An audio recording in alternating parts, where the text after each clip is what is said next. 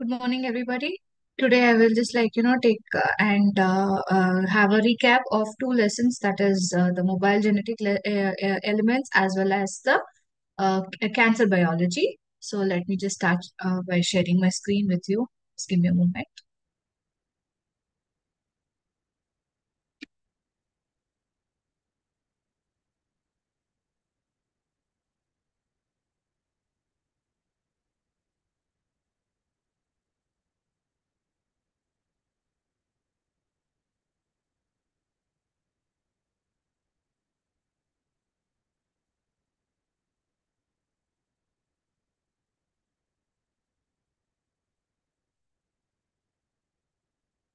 Right. When it comes to transposable elements, we will have to remember that we have those are the mobile genetic elements, in fact. So we will just have a look at it.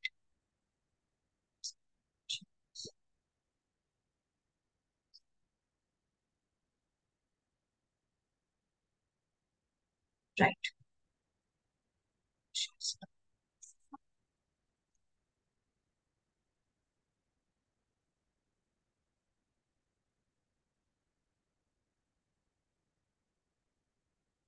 So, like I said, let me again tell about what I am telling today. So, I'm going to recap transposons, that is your mobile genetic elements, and at the same time, a bit of cancer biology. Yesterday evening, yesterday I had taken a class wherein I was speaking about, or I did a recap of the different kind of model organisms.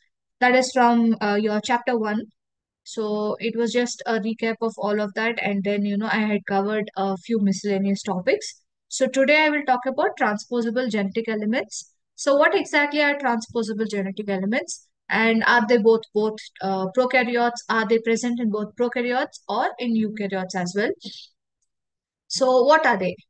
If you see, they are genes or genetic elements that are present in the chromosomes that can move from one location to another in the genome.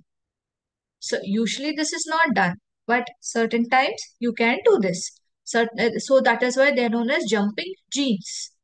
So usually the complete prokaryote, eukaryotic, inheritable structure is your chromosomes or DNA, basically DNA or RNA, and in that again the genome. So prokaryote and eukaryote have genome.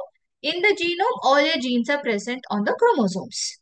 So in the prokaryotes, what is going to happen is from the cell's chromosome, DNA or RNA, you're going to get a plasmid or a phage chromosome. This can go into other bacteria or viruses, or plasmids can be inserted at any point of places with giving nicks, basically. So you can have vectors as well. In eukaryotes, from the same or to a different chromosome, whenever the genes are moving, then it is going to be this is what is taking place in the eukaryotes. In case of non-homologous recombination, these genes are going to insert into the DNA that is not going to have any kind of sequence homology with the transposon as such.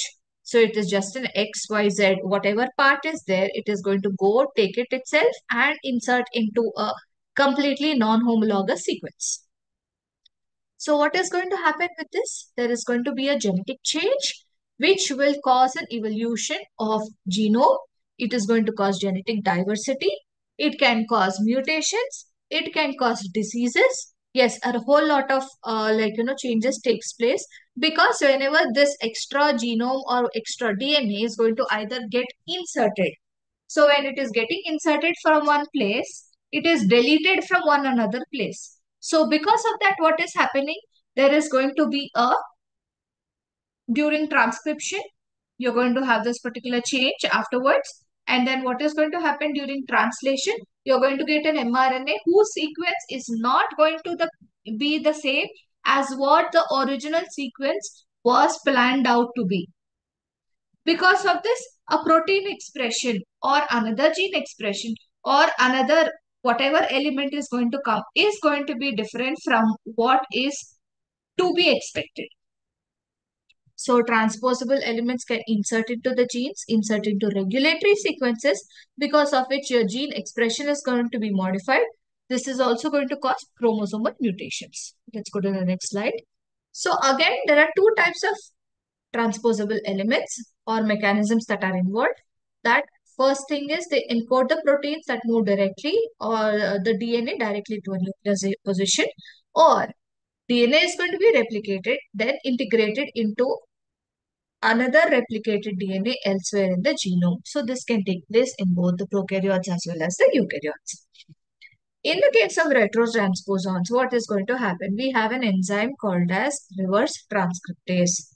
So this reverse transcriptase is going to produce a DNA copy of the RNA transcript. So from the mRNA, you're going to get thanks to reverse transcriptase, a new copy of DNA.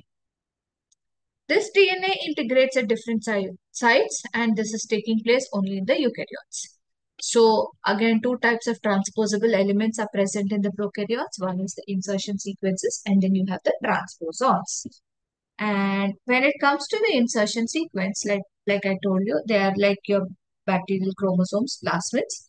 They encode for the gene, which is transposase, which is used for mobilization and insertion. Again, the range is given 768 base pairs to around 5 kilo base pairs, that is 5,000 base pairs. And insertion sequence 1 or IS1 was first identified in your E. coli's galactose operon. So, and this is present with around 4 to 19 copies in the E. coli chromosome. So, all of this have, especially the insertion sequences, have something called as a inverted terminal repeat. So, these are flanking, meaning they are present on both sides of the insertion sequences. So if this is insertion sequence 1, you have inverted repeat over here, and at in the 5 prime to 3 prime end, and here is one, which is inverted. You can just see. So this integration of the insertion sequence into any gene will disrupt the regulatory region, alter the expression of the genes that are present next to them also, will cause indels, that is indel is insertion and deletion. When you are inserting from one place, it is, so what is happening? You're going to delete from that place and insert into the adjacent chromosome, because of which adjacent DNA has deletions and inversions. This causes crossing over. And transposition of this insertion sequence or element, actually, what is happening? Original copy is going to be in its place, but new copy, whatever is formed, will insert randomly. This again requires an enzyme, which is transposase, which is coded by the enzyme insertion sequence element. So this otherwise uses the host enzymes for replication. And then what is going to happen is, when the transposition is going to get initiated only when the enzyme transposase is there. It is going to recognize the insertion terminal repeats, basically your ITRs. And this, whenever this ITR is present, then the transposition will occur because of the presence of transposase. And wherever it is getting integrated, it is known as the target site. And then again, same, you are going to use a ligase, and you're going to cut over there and insert the insertion sequence element. And then what is happening is, this enzyme transposase is acting like a restriction endonuclease or restriction enzyme. And at the same time, because of this, because you have a cut over here, it can be staggered cut or a blunt cut. Usually it's staggered cut. So you have a few sticky ends left, and it is going to be filled with the help of ligases and polymerases. So direct repeats are present which flank the target site. You can just have a look. This is the inverted repeats that are present. This is the target site with insertions. So you're going to get a cut over here, and because of this, you're going to have two staggered ends. Again, new DNA is formed over here, new DNA is formed over here. So the inserted IS element, insertion sequence element is over here. These are the invert repeats, and this is where. So the complete over here, whenever the target site is identified and it is cut over here, the complete this is going to be pulled apart in the left and the right directions, and then the sequence is getting inserted, and your blunt ends have, with the help of new DNA polymerase, then the new DNA is new uh, your codons are being added over here.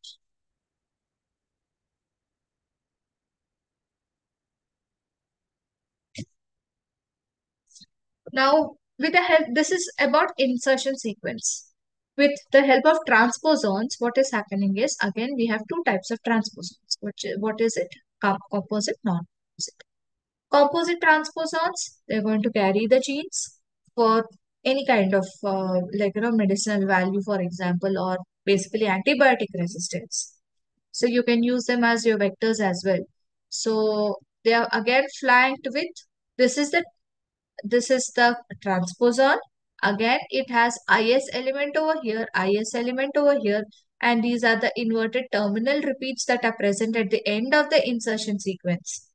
So you have the inverted repeats flanking on both the insertion elements, and you have the resistant genes over here. This is the transposon, and at the same time you have one more insertion sequence with your inverted terminal repeats over here. Complete structure is around 9.3 kilobytes, for example, and then it has around 9,300 base pairs altogether with your antibiotic resistant gene, which itself is around 6,500 base pairs, and you have insertion sequence which add up to around 2,800. So altogether, all of this is known as your composite transposon. This inverted sequence, insertion sequence elements is going to give you the enzyme transposase. Inverted terminal repeats, whatever is present flanking the insertion sequence, is the recognition signal. Now, we have something called as non-composite transposons. So again, it can be for basic antibiotic resistance. But what is the difference between composite and non-composite?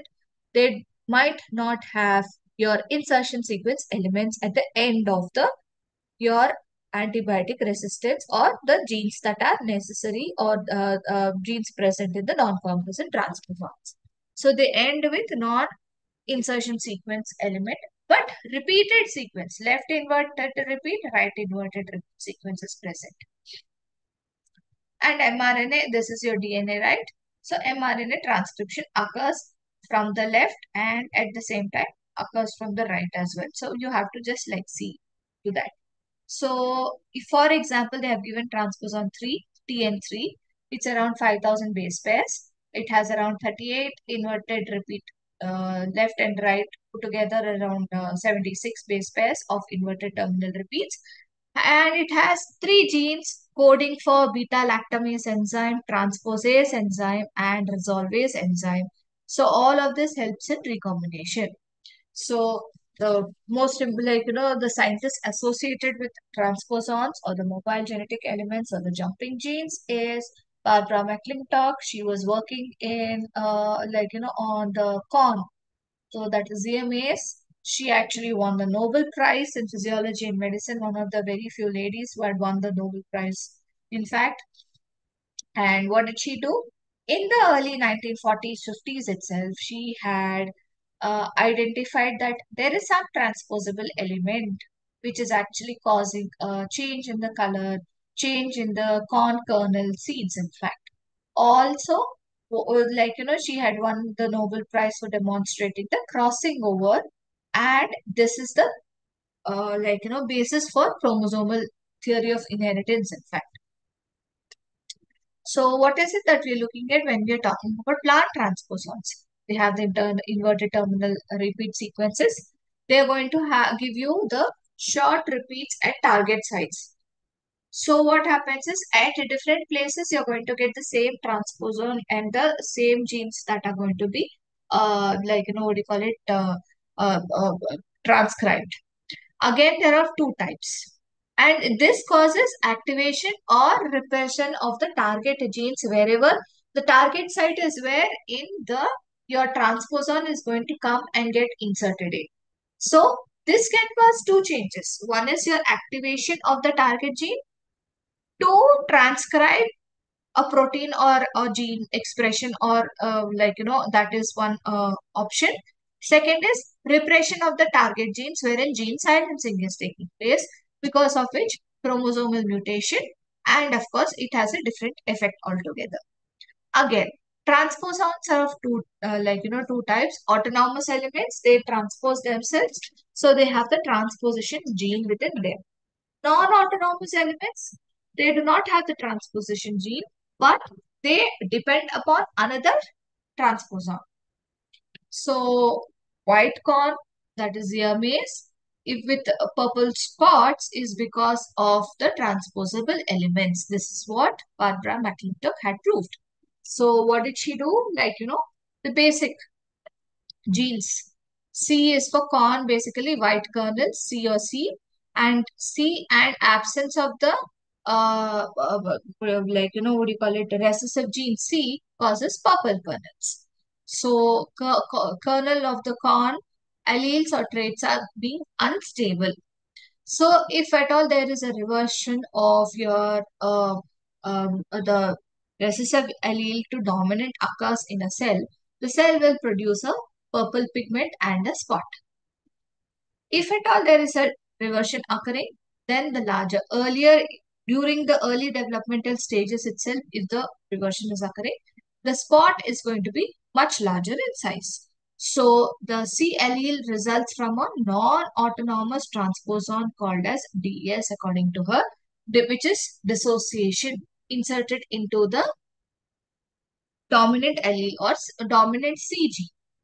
Autonomous transposition, that is AC, which is the activator, controls the dissociation transposon. So she had concluded that there are two transposons which are working over here. One is an autonomous transposon AC, and this is going to control the dissociation gene.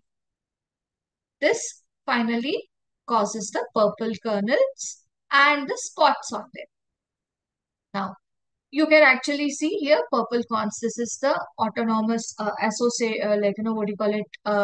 The um, the autonomous transposon, and this is the dissociation gene. And whenever this is not taking place, you have a normal gene expressing pigment product. Whenever there is a dissociation and the transposition occurring, then you get a mutant gene.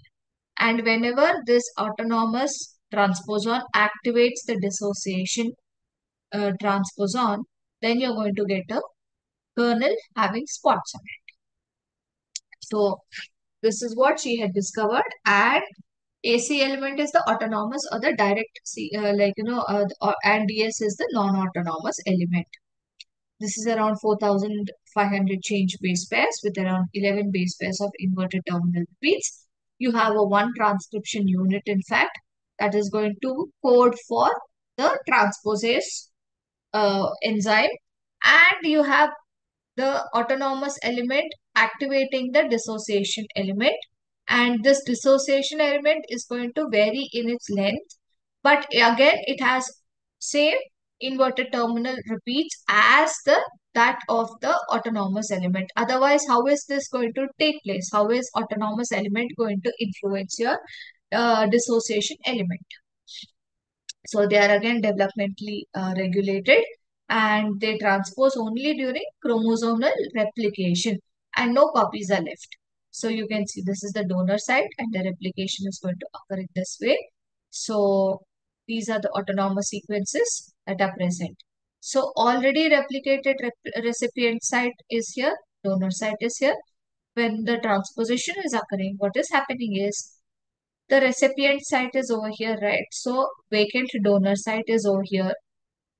So this association element, autonomous element, is going to act influence this particular direct sequence, or like, I mean, no, a non-autonomous region. So because of this, no net increase in the number of AC elements is occurring basically. If at all it is in an unreplicated recipient site, what is going to happen? Net increase in the autonomous sites is going to happen. What is happening over here? You can just have a look. This is the donor site. This is again another donor site, which this autonomous element has gone to the recipient site. So there's a transposition occurring over here. At the same time, replication is occurring. Now you have a recipient site over here, and you have the donor site, and you have the autonomous element also being present over here, because of which you have the increase in the number of AC elements, that is your autonomous elements. In case of yeast, what is going to happen? Now we have, in case of yeast, Drosophila, we are going to study basically. So in case of yeast, what is going to happen is it is similar to that of your bacteria. So plasmids basically. So you have a terminal repeated sequence over here, which are known as LTRs or long terminal repeats. And they integrated a non-homologous site. And then this causes the duplication of the target site, if this is the target site. Because it is a long terminal repeat, not an inverted repeat, you're going to get a duplication of the target site. Because of which, what is happening is, this TY elements, they are similar to that of the retroviruses. So they are also known as the retrotransposons. What do? They synthesize RNA. So, and then of course, through this, and then once the RNA is made, DNA is again made using the enzyme reverse transcriptase. Now, this complementary DNA is going to integrate with the new chromosomal site. When it comes to human retrotransposons, we have lines and signs as they're known as. So sign is short interspersed sequences. We also have a lot of sequences that are there. VNTRs are there. Then we have lines that are there, long interspersed sequences. So we have quite a number of them, in fact, which are sequences that are getting repeated all the time. In fact, human DNA has a lot of inverted repeats. That is because of which, if you flag, tag them, you can actually see the number of repeats that are present.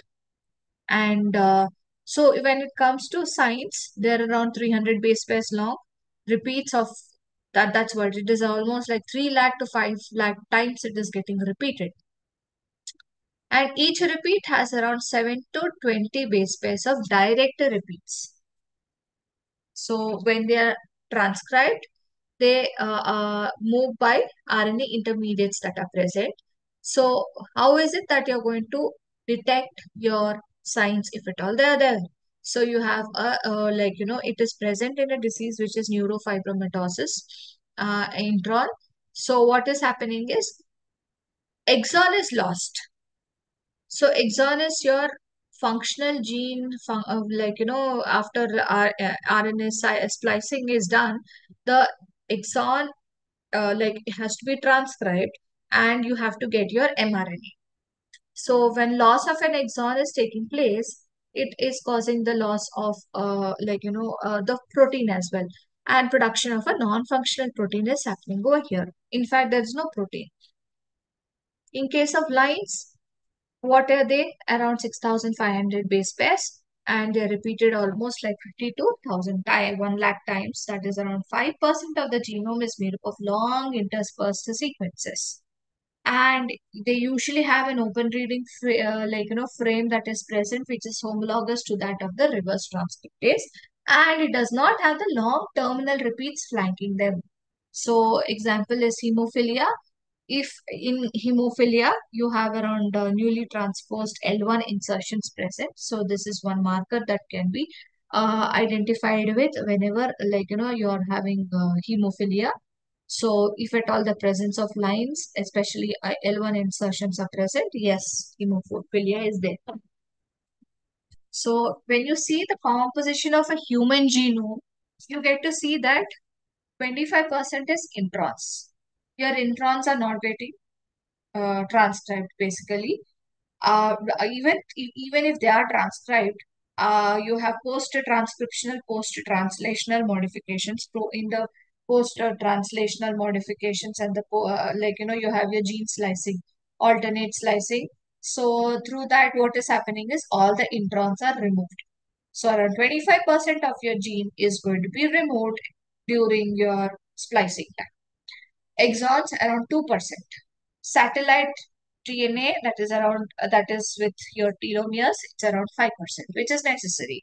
And then you have your interspersed elements, LTRs, long terminal repeats, and your lines, which are long inverted interspersed sequences that are present. And then around DNA transposons, which make up to 33.5%. So this is the composition of a human genome actually. Where are we going to apply all these transpositions and transposons? In plant molecular biology? Yes. And in for identification of a cancer gene. So in case you actually, they are the markers. So you can use them as markers and like, what do you call it? Identify them. And yes, you can identify the different types of cancers that are present. Give me a moment. Sorry.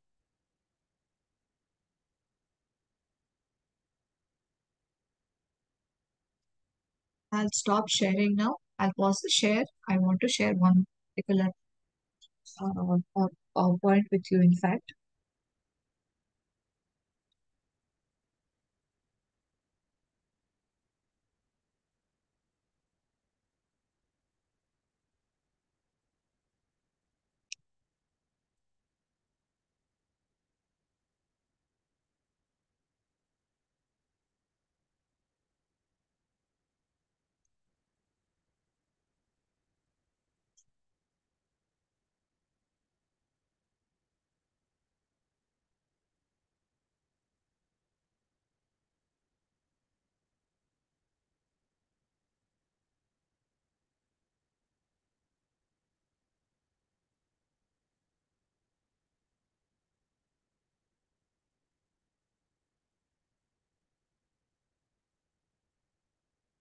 When it comes to what do you call it, transposition, we have again types in this, which is DNA mediated and RNA mediated.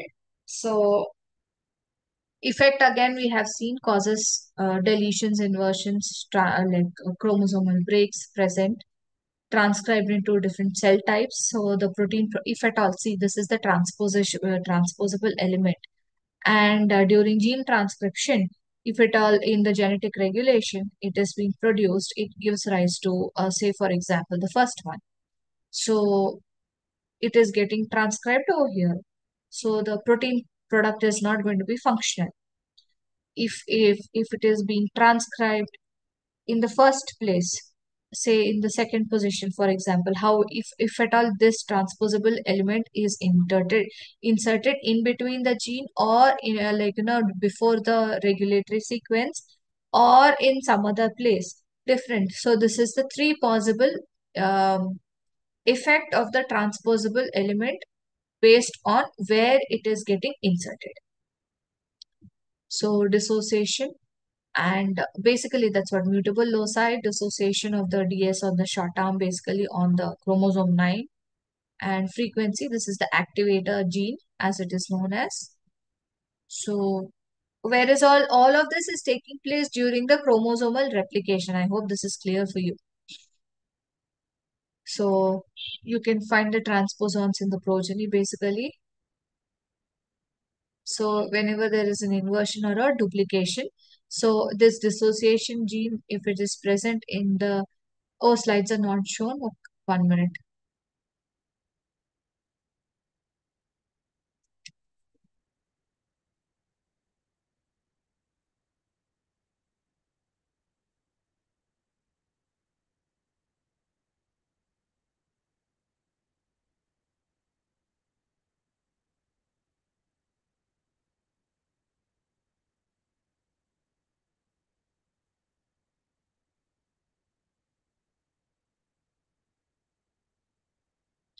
Right. So in the presence of the activator and the dissociation, this leads to the variegation in the sectors of the corn. So in wild flocks, it is in this way. Mechanism is flanking the direct insertion sequence, invert repeats. So this is how the invert repeats is basically with the help of the transposase and the resolvase, that is their beta lactamase. We have seen this a little earlier, how it is going to be their inverted repeats flanking the transposon. In the maze again, it is autonomous, non-autonomous. It is just a recap of whatever whatever I have taught you earlier. So just have a look at it. And a transposase, this is the deletion that is happening. So you get a non-functional transposase. So when it comes to the replicative or mechanism for DNA mediated transposition, this is the top strand and the bottom strand that is there. So you have a nick at the 3' end over here, and you have the which is this is the recipient DNA in fact. So you're going to get a this transposase enzyme is going to nick at the end of the transposon. So both sides. So 3' and 5' overhang is going to be nicked. And then what is going to happen is the transposon is going to be ligated to the 5' overhang of the target site. So you're going to get a crossover structure.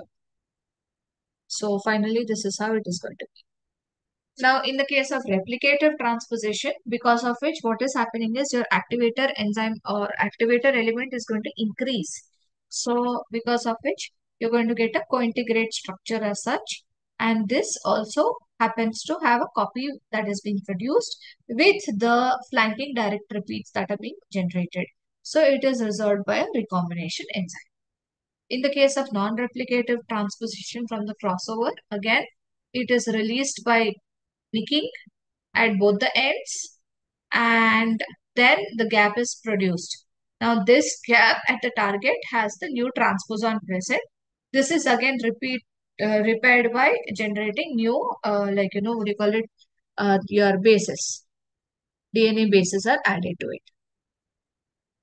So when it comes to the transposition into a second site on the same DNA molecule, what is going to happen is over here it is going to be nicked by transposase. You have the transposable element over here B, and you have your overhang over here, the top and the bottom in fact. And then with the help of the ligase, it is going to get integrated, replicated, ligated again. So production of your at the top strand of the transposable element, you have the TET over here, and TEB bottom strand, you have the element over here. So this top strand TT is the target side basically. TB is the bottom strand that is present. So, and when it comes to the mammalian, like I told you, genome. In the case of human genome, I've already discussed this in the case of a pie chart. So you have lines, signs, which is non-autonomous, retroviral-like elements, again both non-autonomous and autonomous, around 8%, and DNA transposons that are having the enzyme transposase. This is around 3%. When we talk about the copy number is the number of times they are present in the genome. So this is around 8,50,000, and this is around 15 lakh times, short interspersed elements are present. And you have the fraction of the genome being produced in the case of human genome. Now, having RNA intermediates, you have retrotransposons. They are common in the eukaryotes, and they have long terminal repeats flanking them on both sides. Example is yeast and retroviral proviruses in vertebrates. In the case of retrotransposons, you have non-LTRs, which are mammalian line repeats, and similar repeats are present even in fungi. And signs, short interspersed repetitive elements. Example is the human ALU repeats. For Drosophila, you have jockey repeats, and you have other pseudogenes also, which are which are basically many genes that have lost their intron function. So according to this, if you see, this is the consensus sequence that you can actually see, and this is the fraction of human genome, which is having so many of the repeat classes. So when it comes to this, you can actually see this is the basic DNA that is there. These are the lines and the signs and the long terminal repeats. So if you see, please have a look over here. The distribution is given. So over the years, more amount of lines and signs and long terminal repeats have been there, and the DNA is actually very less. So retrotransposition is by through this reverse transcriptase, and this is through endonucleotide cleavage, in fact, and they have transcriptase and endonucleases, and they are again coded by some retrotransposons. And where are they present? At the end of the DNA strand, 3' end, and it is used for the second strand synthesis also. So you have a promoter sequence. It is an open reading frame which is associated. And you have another open reading frame that is also associated with an endonuclease. And you have your UTRs over here. So transcription is occurring over here. And you have staggered cuts and then synthesis by the reverse transcriptase. You have the staggered break. Synthesis of the second strand, repair of the staggered break is going to occur with your after endonucleases work in. You have ligases that are coming up. So where are they going to work upon your mRNA? So this is going to cause two effects: insertion I'm sorry, inversion or deletion. Deletion in the same orientation if the repeats are present. Inversion if they're in the opposite sides. So you can just see. So over here, whenever there is a deletion occurring, because they're going to be present in this manner, so one of them is going to get deleted. Whereas in the case of inversion, what is happening is you have the production of the sequences which are present in the opposite orientation. So it causes the gene to be inverted. So this is all about your, just stop my share. So this is about your transposable elements. Let's see if this.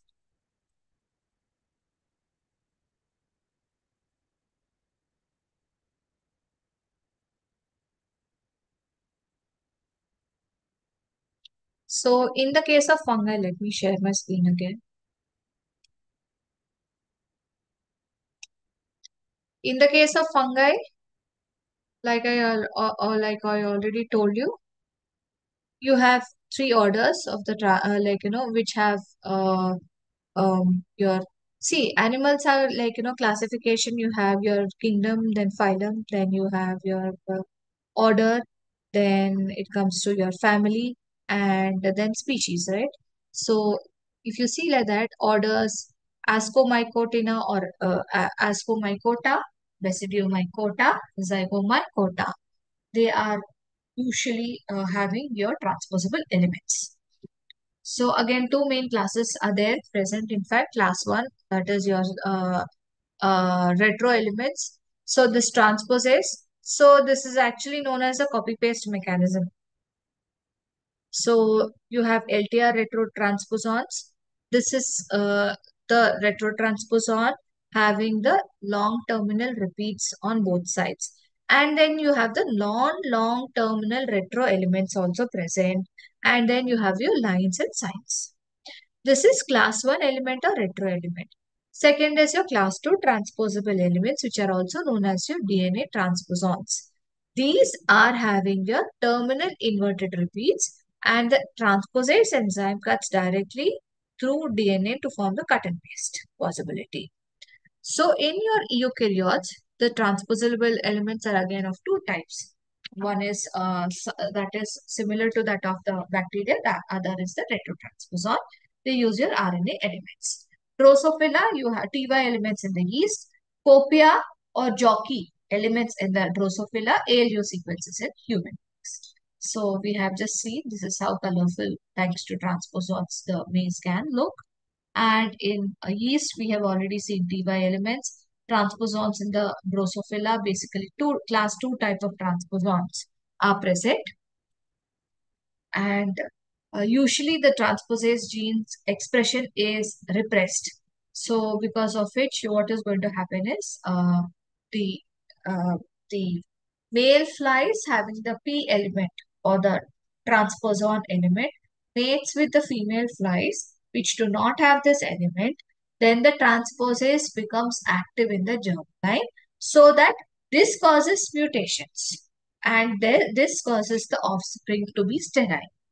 So P elements were first identified in Drosophila melanogaster around 50 years ago. And in the case of human beings, signs lines are present and they cause mutations in around 20 genetic diseases. So what are the effects caused by transposons? They are basically a mutagen. So causes mutations.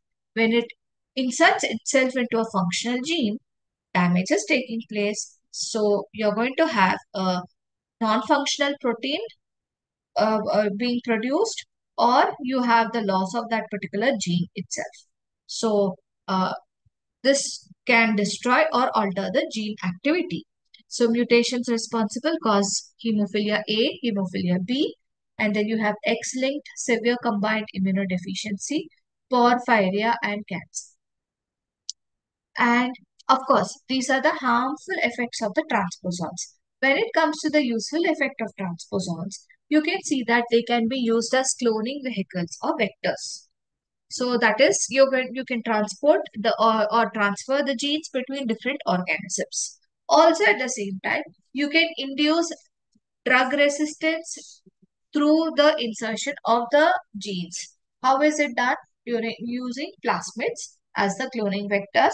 So you're going to insert the drug resistance gene, for example, your amoxicillin or any kind of drug resistance genes, in fact, and then ampicillin, chloramphenicol, and then this causes the production of your protein or and the drug resistance, and this is used. So when it comes to this transposons mutagenesis and use of this to increase the mutation because of insertional activation also. Whenever there is insertional activation taking place, you can use another transposon to increase the mutation because of which insertional activation can be nullified. So let us conclude with this mobile genetic elements. In this, we will just see that the transposons are present in almost all the genomes of organisms, and they are making up a lot of, or they contribute to a major chunk of the total DNA sequence. That is why the functional DNA is hardly 1% or 2%. The rest all is your lines, signs, LTRs, and then you have your retrotransposons. All of it constitute the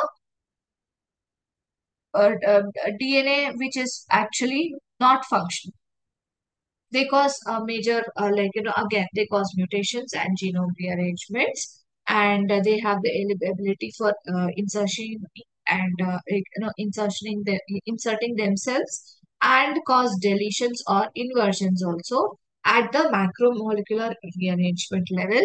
They cause mutations, and of course, in plants, they cause a different type of variegated leaves, in fact, in different plants, color of the grapes, corn kernels, fruits, all of it is basically seen in your through transposable elements. In case of yeast, again, it is similar to that of your bacterial plasmids. And then in case of your in human beings, it causes harm again, basically, because you have a lot of diseases associated with them. So yes, transposons are important. So if you want to refer to them, you can just have a look at genetics basically, which will give you an idea about transposons and transpositions. I'm going to stop my share right now and start with cancer. So let us just have a look at it.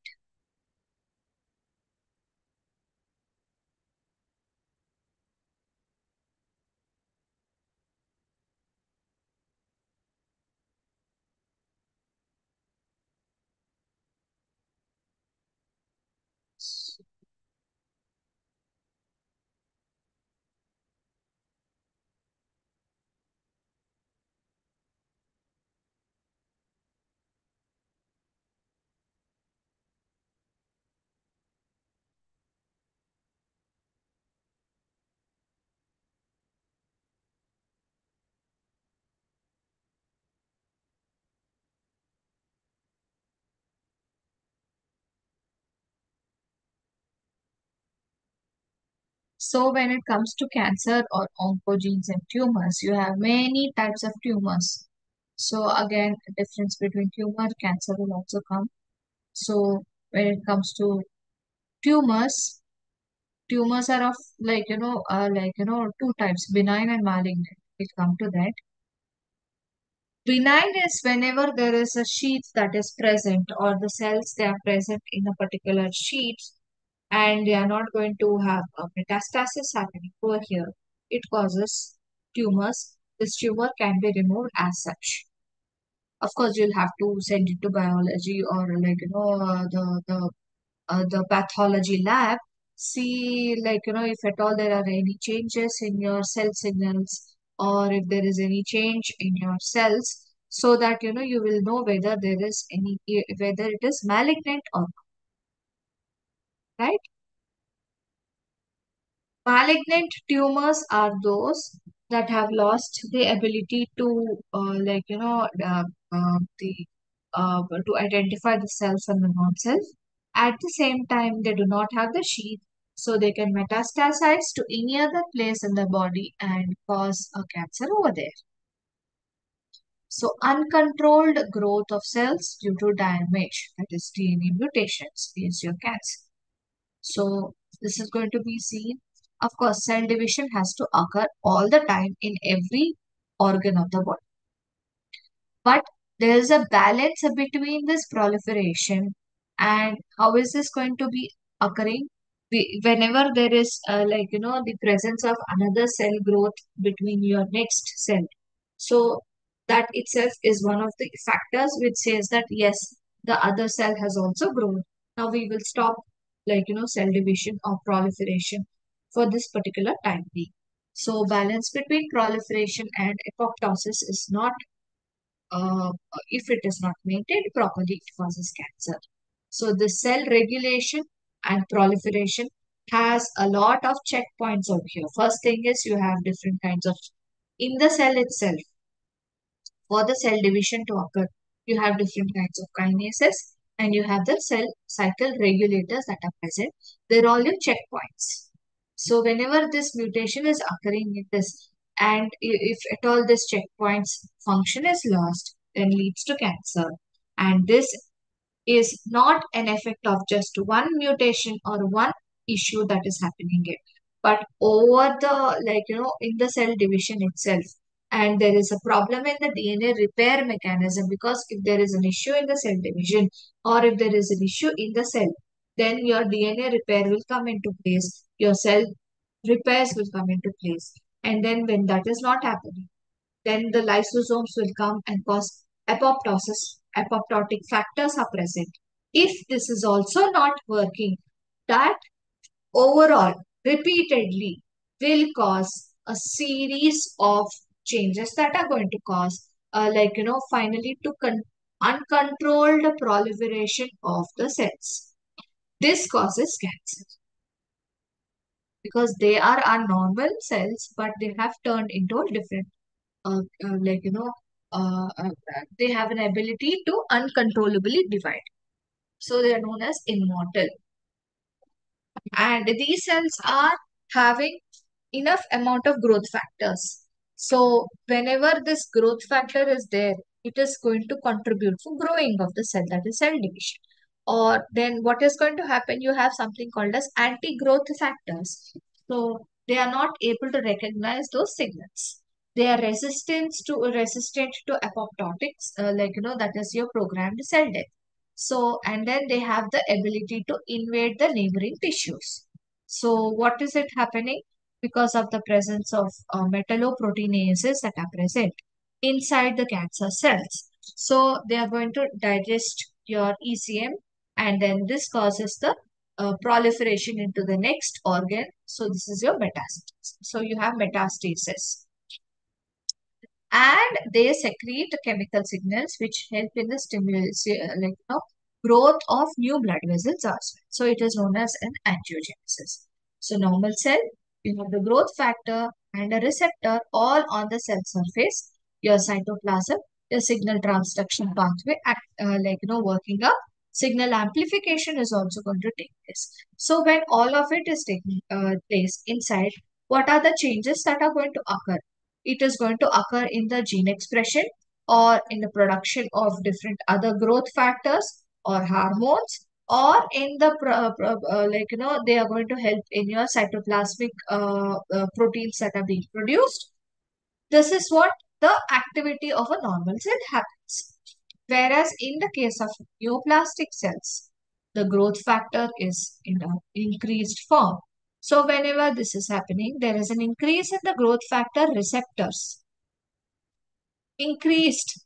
We have already seen example your signal transduction pathway. There is a signal amplification wherein, for example, if it is just your cyclic AMP, one activates 100, each of that 100, each one again activates 1 lakh, and this 1 lakh is again activating around 10. Like, this is how an amplification occurs. If that is the case scenario, finally, if it goes and activates a CAMP pathway, and there is an increase in the growth factor, signal transduction, because of which increased activation of transduction, transcription.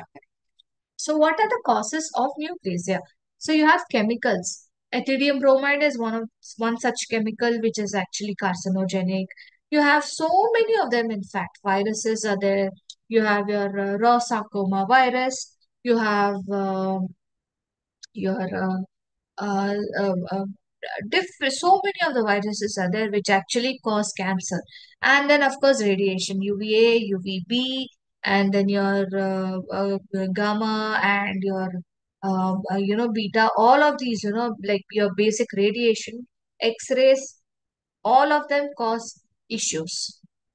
That is why I do not know how many of you have actually seen you, if at all you're pregnant, then you're not supposed to go near the X-ray room because it has the ability to penetrate to the fetus and cause a defect in the fetal structure.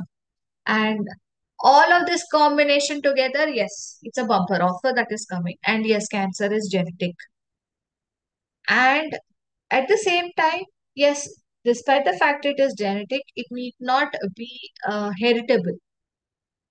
So that is because of your recombination that is occurring. And if it is present on a recessive allele, and only if two recessive alleles are produced, you have the phenotype having the same, like, the condition being expressed.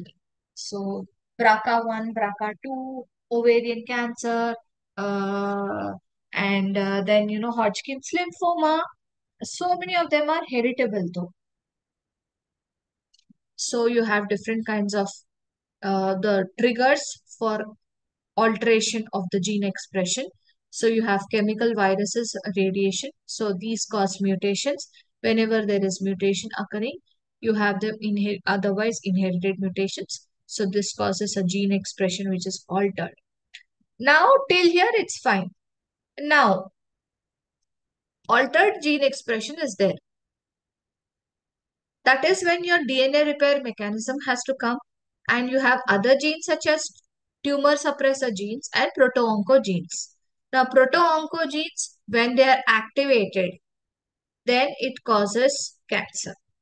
If at all there is a suppression in the, or like expression of the tumor suppressor genes, then again it causes cancer. If both are present, yes, it's again a bumper offer. Uncontrolled cell proliferation, differentiation is occurring. Decreased apoptosis because of the decreased expression of tumor suppressor genes is taking place. Telomerase activity is altered, and this causes the development of a primary tumor. And this causes, once primary tumor is present, and then you have a tumor formed.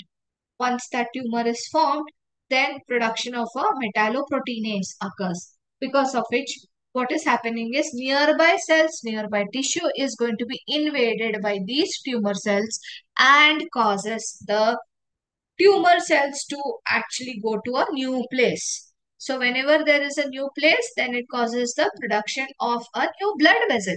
Whenever there is a new blood vessel, yes, you have a path to go to other, again, different parts in the body. And this is known as your metastasis. That is why bone, what do you call it? Your pancreatic cancer can be found even in your lungs through metastasis, and development of secondary tumors is taking place. So, what are the different kinds of chemicals that are actually what is happening because of the chemicals? So, you have a lot of chemicals. In fact, DMSO is one, dimethyl sulfoxide, then 2,4-DNP, and you have ethylene bromide, which is used for in your experiments. In fact, in your gel electrophoresis, that actually is a severe or a very lethal carcinogen. And so, what is going to happen because of this? You can just have a look at it. Say, for example, initiator methyl cholanthine. So the cells are initiated over here. Just exposure to it, so causes DNA damage, just goes inside, promotes, and then in case no further treatment is there, fine. If there is a promoter cell, it goes inside, causes papilloma. If at all papilloma is present, then carcinoma. So again, it is all upon your different types of cells that are able to actually, if your immune system is good, then you can actually fight cancer. Anyway, so what is going to happen? At the level DNA level damage, then you have DANA, which is diethyl nitrosamine or benzopyrene. So again, CCl4, turpentine, and all of this causes, or they promote the liver cancer. And then you can see the production of a tumor.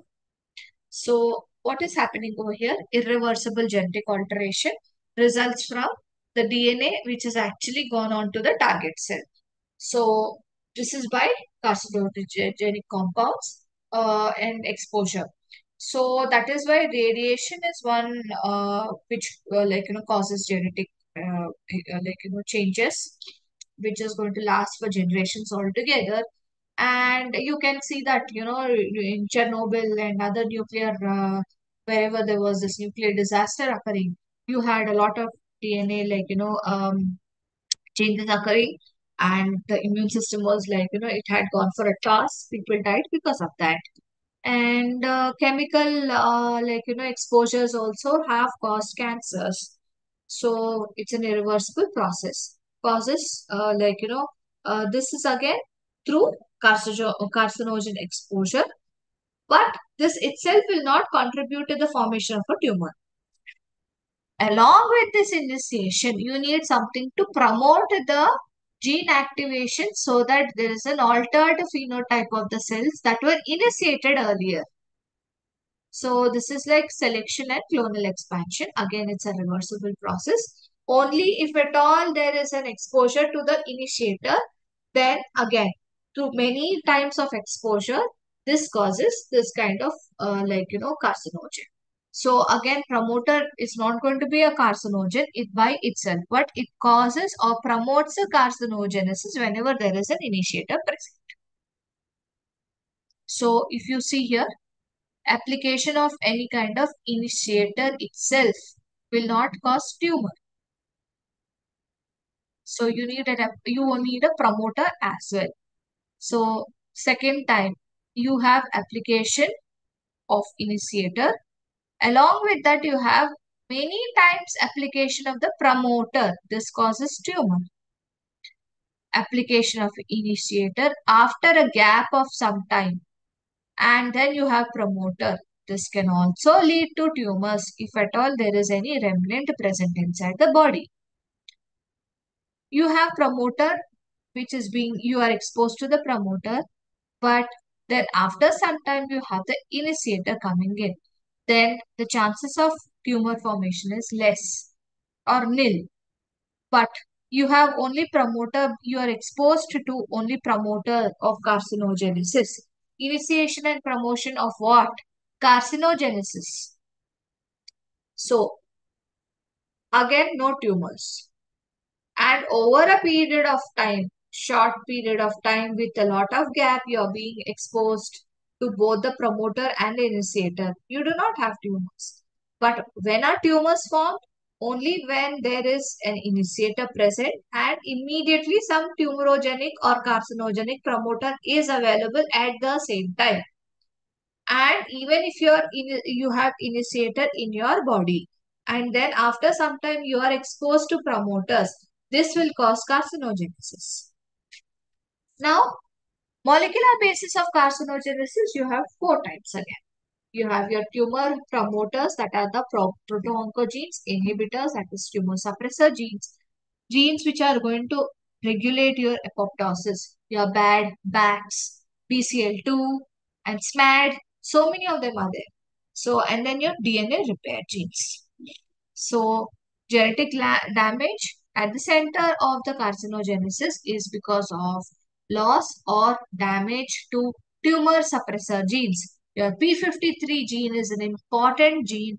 It's gene control, and its expression has been, it is the most widely studied oncogene, also a tumor suppressor gene. In fact, overexpression of your promoter genes, loss or damage to your apoptosis genes, those which regulate apoptosis, like I told you, BCL2, BAX family, and APCL family, and then loss or damage to DNA repair genes. So APCDD1 is there, which is an apoptotic gene, so it causes colon cancer sometimes.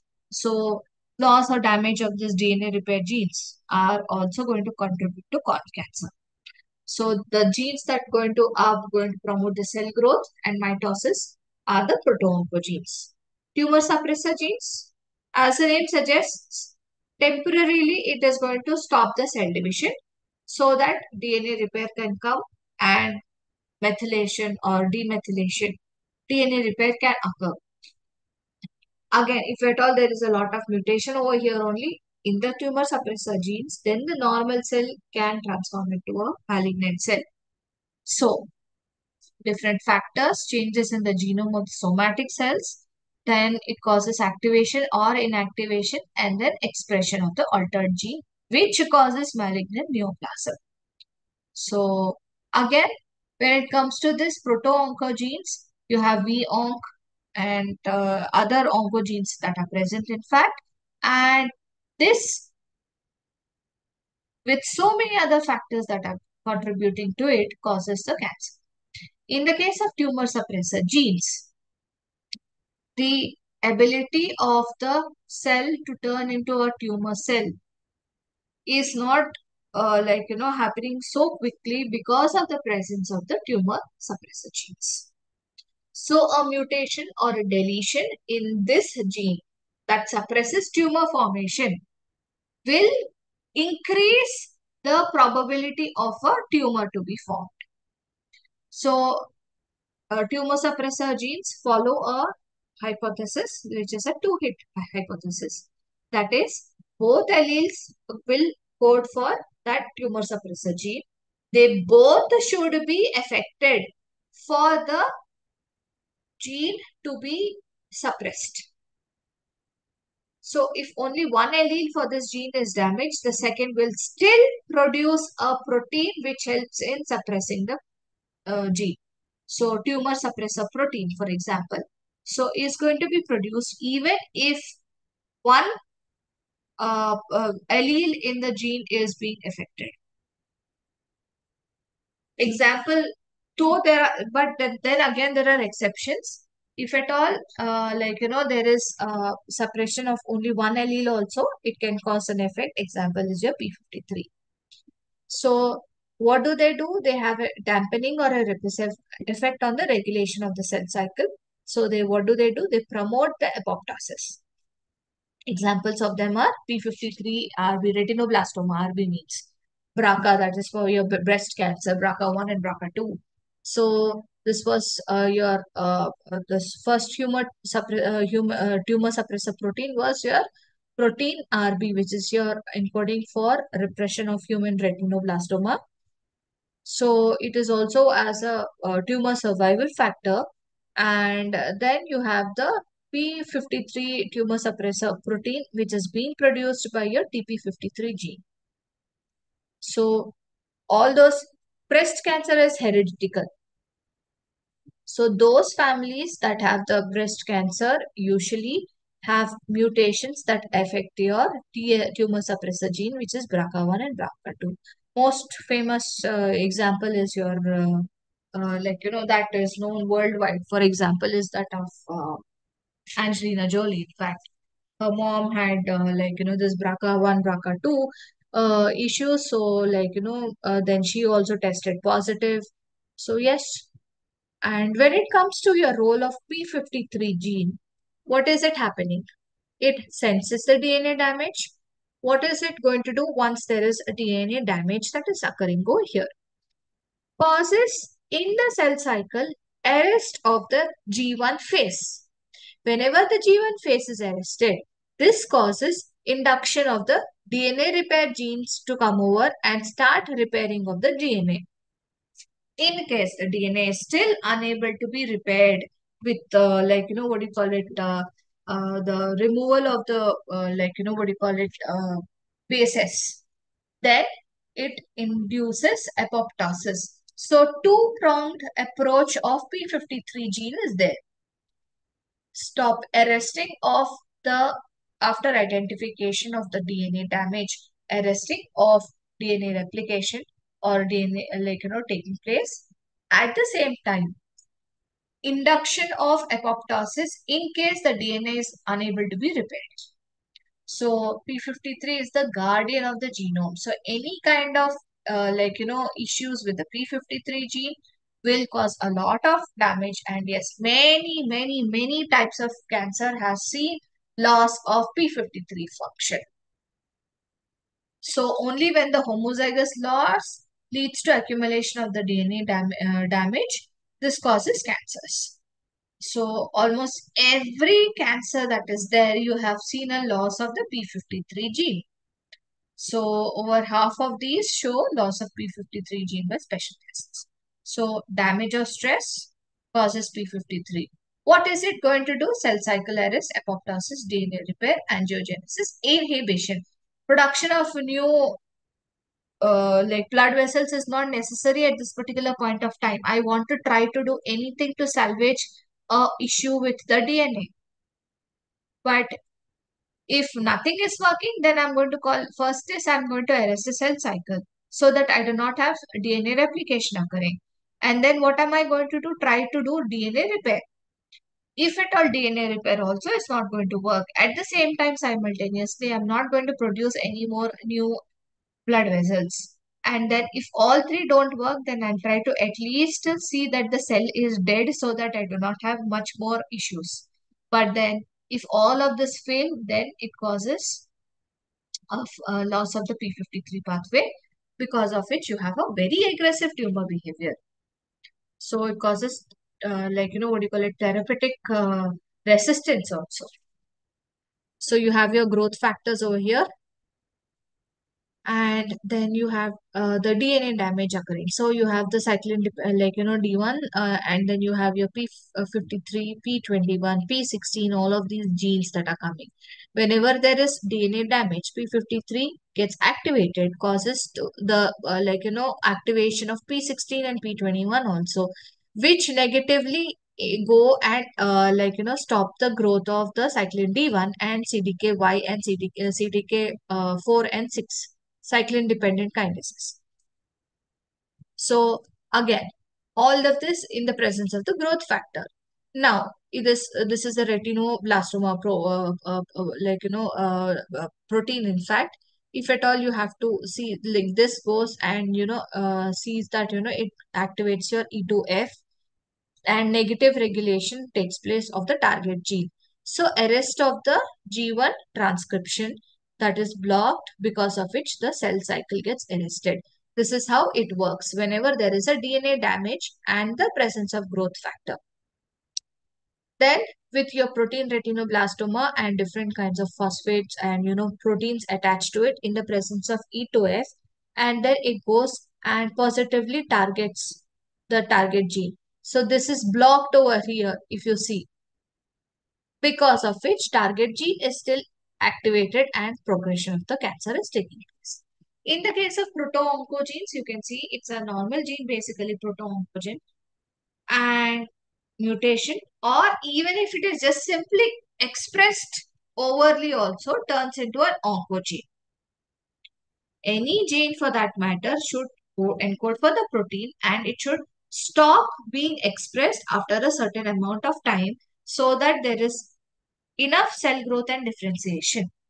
So proto-oncogenes usually are present or involved in the signal transduction pathways and help in mitogenic, that is your cell signaling, or cell growth and differentiation signals through the different protein products. So in case if they get activated, then they become a tumor inducing agent or an oncogene. So example is your c-MYC. So this is a very important transcription factor, encodes for nuclear DNA binding proteins, regulates your cell growth, transformation, angiogenesis, that is production of new blood vessels, cell cycle control, and apoptosis. So a lot of the complete cell growth regulation is taking place with the help of your c-MYC. So whenever there is an overexpression in c-MYC protein, all these factors are going to come into play, because of which there is an aggressive growth in the cancer or tumor, because of which it's a poor prognosis. So, meaning that the outcome is not going to be of a good result. Chances of it to be able to be treated in a better way is not very bright. HER, which is for epidermal growth factors, HER1 gene, in fact. So, epidermal growth factor receptors, then vascular endothelial growth factor receptors. You have so many of the receptors that are there. So, they all are they have this extracellular ligand binding domain basically, and you have a cytoplasmic domain.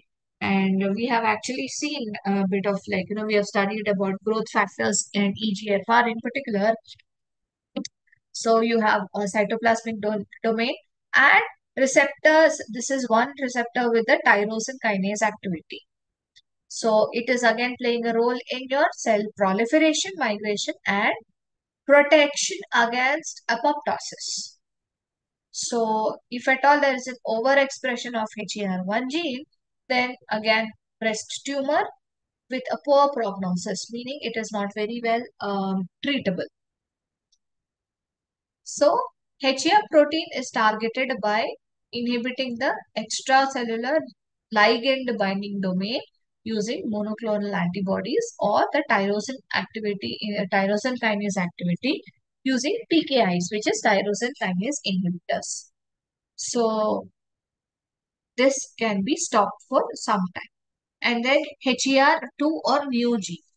This is again for receptor human epidermal growth factor 2, similar to HER1, overexpressed in adenocarcinomas, breast adenocarcinomas. And what is the, you have all this ZooMabs, you have a lot of MAB. This MAB, whatever medicine is there in your oncology, that is your cancer treatments, they're all your monoclonal antibodies that are being given, so that, administered, so that what do you call it, it can actually go, and they are specific to this particular protein, and they are going to destroy the protein that is present. So trastuzumab is a monoclonal antibody. This should be given to only female HER2 positive patients. Breast cancer is usually maximum seen in females. And then that is only when there is overexpression of the HER2 protein or amplification of HER2 gene. So where is it going to help? So in the cell cycle, a basic recap of cell cycle, you have a G1 phase, gap phase, and then the synthesis phase wherein DNA is synthesized, G2, and the mitosis occurring. So in this, whenever G1 is arrested, then you do not have S, G2, and mitosis taking place. DNA repair genes come into existence. So G0 is there, resting phase. So no cell division is occurring. And G1 is your post-mitotic phase. and synthesis of enzymes required for DNA synthesis is occurring over here in the G1. G2 is again pre-mitotic, that is protein and RNA synthesis, and then your proper cell division is occurring during the mitosis. So, in this phase, whenever there is whenever you have checkpoints, so you have a lot of checkpoints that is present. So you have a checkpoint in the like in the mitotic phase, you have the metaphase checkpoints. In G1, you have different kinds of checkpoints. What are the checkpoints during at different stages? In the G1, is the cell enough for the replication to be occurring? Is there any kind of DNA that is damaged? So G1 CDK cyclin kinases, then G1 checkpoints are going to like look at it. Replication. Then you have G2 CDK cyclin. Is DNA has in the first question the cell will ask itself through the checkpoint is, has the DNA replicated in the S phase or not? And then that is what is being checked in G2. And in the mitosis, again, you have MCDK cyclin and CDK cyclin dependent kinases as well. So you have all these. Are the chromosomes properly present aligned on the spindle fibers? Because you need not have only cancer and extra, like,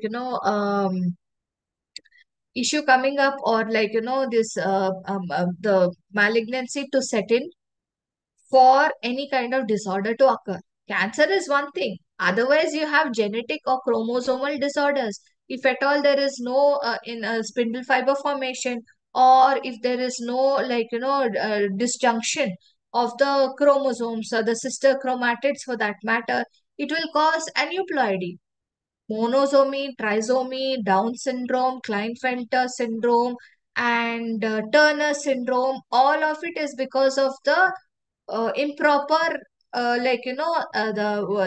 DNA replication, and at the same time cell division, that is mitosis meiosis not taking place. So this is also one of the things, or one of the criteria factors that the checkpoints will actually check. So cancers, of course, this is one place wherein the cell cycle, and you're going to see at the same time, even for your chromosomal abnormalities, your DNA checkpoints are present. So, please.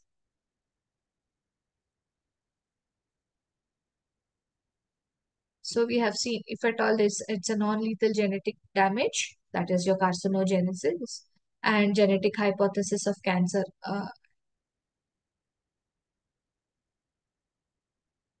So normal regulatory genes, then growth inhibiting tumor suppressor genes, gene regulation through apoptosis, and DNA repair genes. So you have proto-oncogenes, and then you have stimulatory regulatory genes. So you have the inhibitory genes also coming into place, causes a controlled cellular proliferation. So proto-oncogenes, tumor suppressor genes, gene regulation through apoptosis, DNA repair genes, all of it should have some kind of an alteration. So simple. So for change in the cell physiology, you have some 6 factors that are very important to look at. Is the growth factor present, and growth inhibitory signal is not being received, or it's not having an effect on the cell? Then if apoptosis is not taking place, that is one very important factor which is not there in cancer. Apoptosis is not taking place. And uncontrolled replicative position, potential. It goes on proliferating. Doesn't matter the result. Yes, the cell is there. It will divide, divide, divide. That is the whole point of cancer. Sustained angiogenesis. Yes, of course, with that, we have new blood vessels being formed, and then ability with the help of metalloproteinases to metastasize. So, what is happening over here? We have certain oncogenes and activation of them, and what are the tumors that are being formed because of them. All of these are proto-oncogenes that we are looking at. Growth factors as oncogenes. So PDF, platelet-derived growth factor, that is one. Fibroblast growth factor, and they are going to be encoding for your SIS HIST int 2. So overexpression of them causes what type of cancer? Astrocytoma, bone cancer, osteosarcoma, stomach, bladder, breast, melanoma. Melanoma is skin cancer. And that is why UV radiation actually causes skin cancer through this only, because absorption of the UV radiation goes and affects the genes at the DNA level and causes the production, causes skin cancer.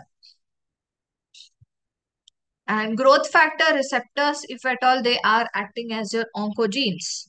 Then EGF, epidermal growth factor receptor family, ERB1, 2, 3, all of this overexpression, amplification causes lung cancer, breast, ovarian, and if there is a point mutation in a CSF1 receptor, it causes leukemia. That is your leukemia is your cancer in your blood cells. Again, many kinds of leukemia are there. So, but then you have your increase in the blood cells, which causes leukemia. And proteins involving in the signal transduction pathway, if at all there is any kind of mutation in it. Your example, GTP binding protein or non-receptor tyrosine kinase protein, and your proto-oncogene is your RAS family.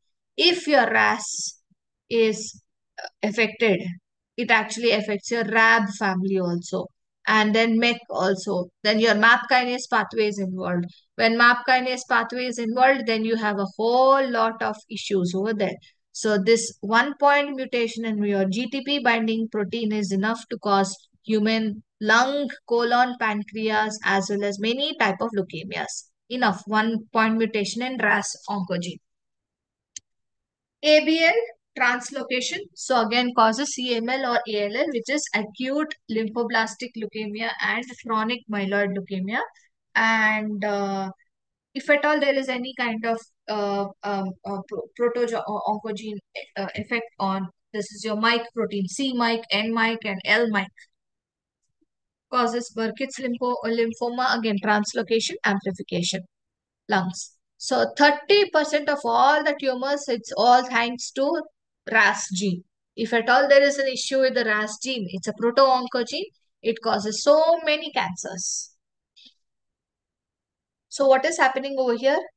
Cyclin CDK, you have here cyclins and cyclin-dependent kinases. So active of it controls the transition of G1 to S. So whenever cyclin D is degraded, inactive cyclin CDK, so degradation of cyclin D should take place. And this will actually cause your phosphorylation of the protein, in fact, and the cell cycle goes on.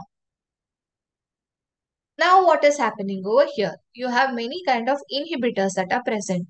Inhibitors of CDKs, which are P15, P16, 18, 19. Cyclin-dependent kinase inhibitors include 57, P27, P21 at different points. If these are not working properly, the cell cycle will continue. Simple. So increased growth factor production, and because of which receptor activation and increased growth factor receptors, normal signal transduction stimulatory gene production is there. First, increased growth factor receptors are present. You have normal growth factors, because of which amplified growth factor receptors, that ERBB2. So growth factors receptors are there, but normal growth factor amount is present, so that is also fine. In case of transducer mutations, inactive growth factor is there. So you have a mutant signal transducer protein, which is going to continuously send signals. So you have a mutant signal transducer protein that is being synthesized thanks to the signals which are wrong over here. Mutated signals that are being produced. In case mutant transcription factors are present, inactive growth factor receptor is present over here, then the DNA binding proteins will activate the nuclear transcription. So you're going to get a mutant transcription activator gene, which is your mic. So this is one thing. Please give me a moment. We have seen this also. We have seen the molecular basis of cancer also. and the cancer oncogenes, different kinds of them, in fact. I will pause my share over here for a minute.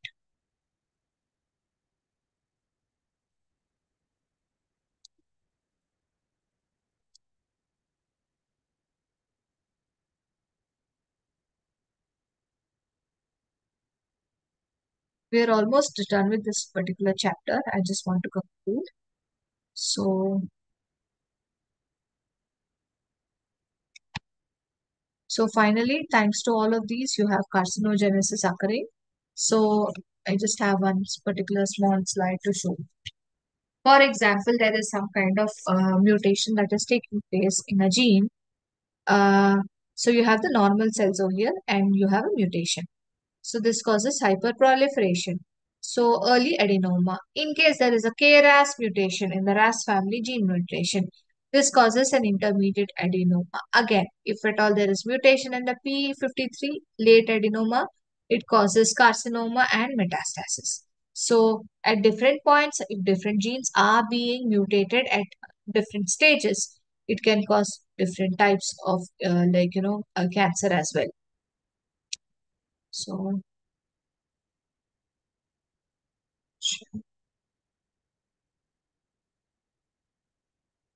So we have,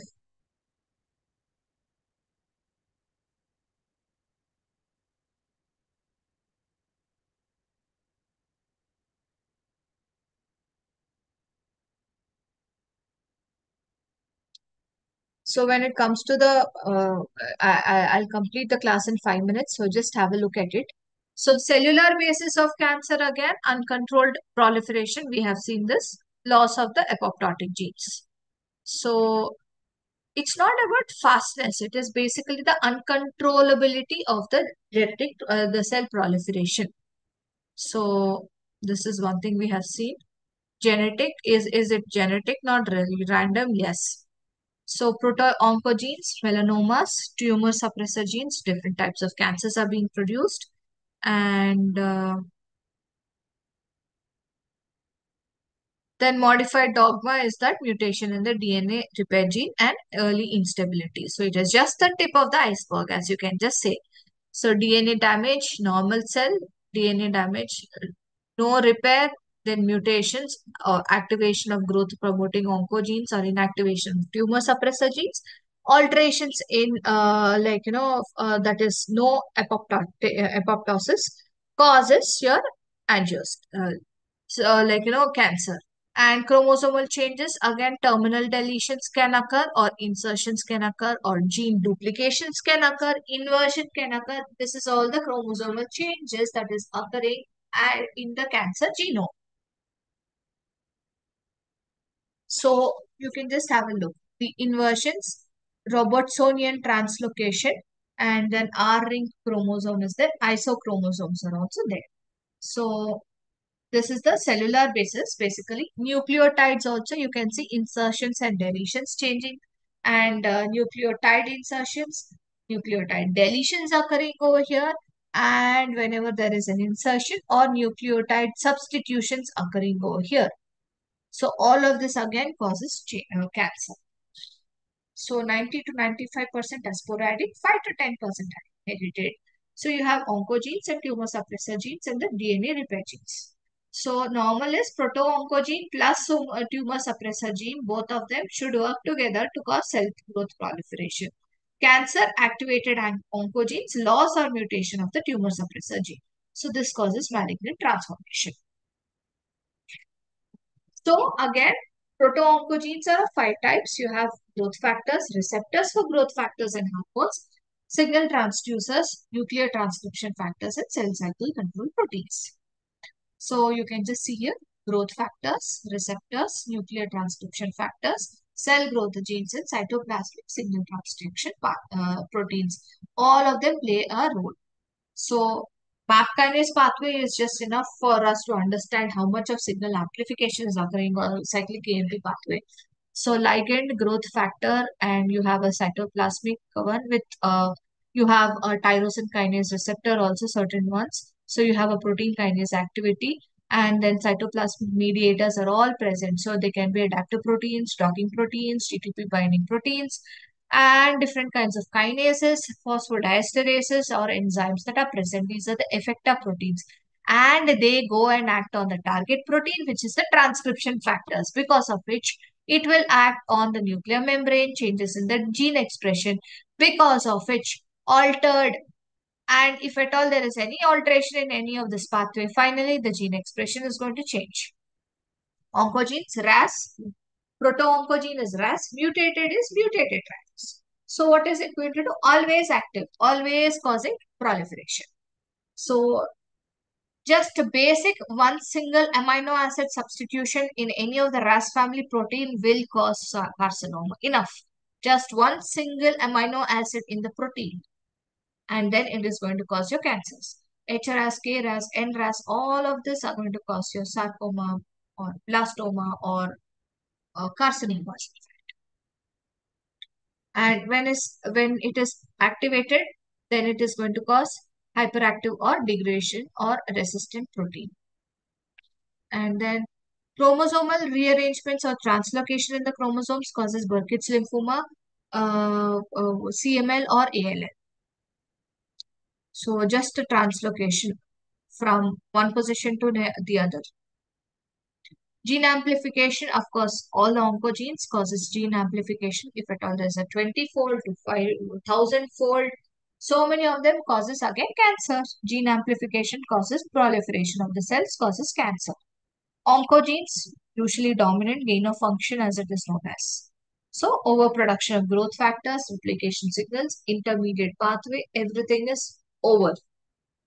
Tumor suppressor gene, if its function is lost. Inhibition of cell proliferation, inactivation, both copies must be defective. So your retinoblastoma gene is there. So gene, if at all it goes and affects onto the EF2 receptor on a cell, and then this will actually go affect the RAS pathway. So because of which G1 CDK cyclin is synthesized, this is going to phosphorylate RB, again retinoblastoma protein, and this causes, if it is phosphorylated, then RB retinoblastoma cannot bind to your EF2. So this is going to cause disruption or deletion of the RB gene, inactivation of the RB protein, uncontrolled proliferation of the cells. P53 inactivation also causes P21 inactivation, binds to CDK cyclin complex, inhibits the kinase activity. So cell cycle arrest is not there. I mean, it is going to happen, and then damage. So disruption of this, uncontrolled DNA damage, uncontrolled proliferation of the cell is taking place. So usually RB and P53, RB's upstream regulators are P16 and P15. So phosphorylation, if it is occurring, then your CDK cyclin is also going to be affected. So inhibition of the CDK4 interaction with cyclin D renders them to be unable to be phosphorylation. So P53 is going to be inactive. In case of tumor suppressor genes, just a few more slides are there. Let me just finish it off.